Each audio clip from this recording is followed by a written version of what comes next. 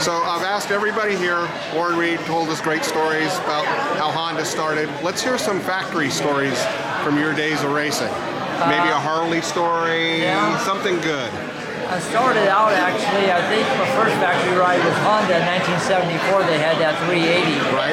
They wanted me to ride the 500. And my first race on it was at Daytona, and I beat the Coster on that. And then we went to Hangtown. I won the first moto. The second moto, I got in a big pileup. Somebody crashed in front of me, and I tore the pipe off the bike, and I was like 2 laps down. I had to work my way through the pack to catch up. And then after that, it was, I think I went back to Bassett's, and we just kind of rode CZs and Makos, and then I rode, I think, a RM.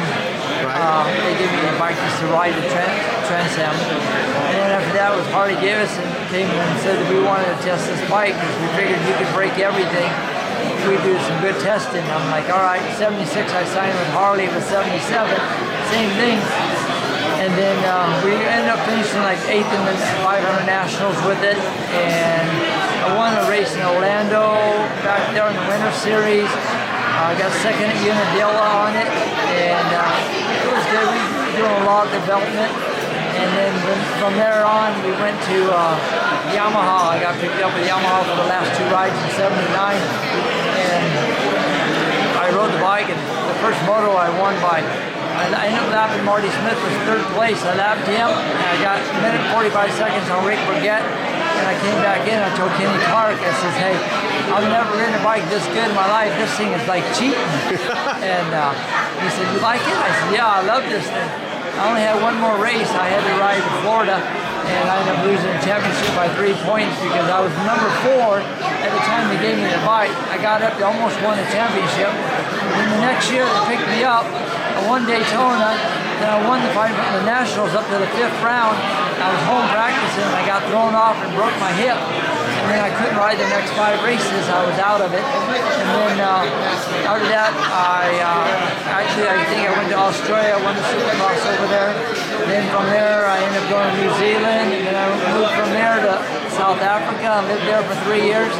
Won the championships over there, the 500s and the 250s. And then I came back, and then I missed a couple years. And then I think '88, I rode the Vet World Championships. Right.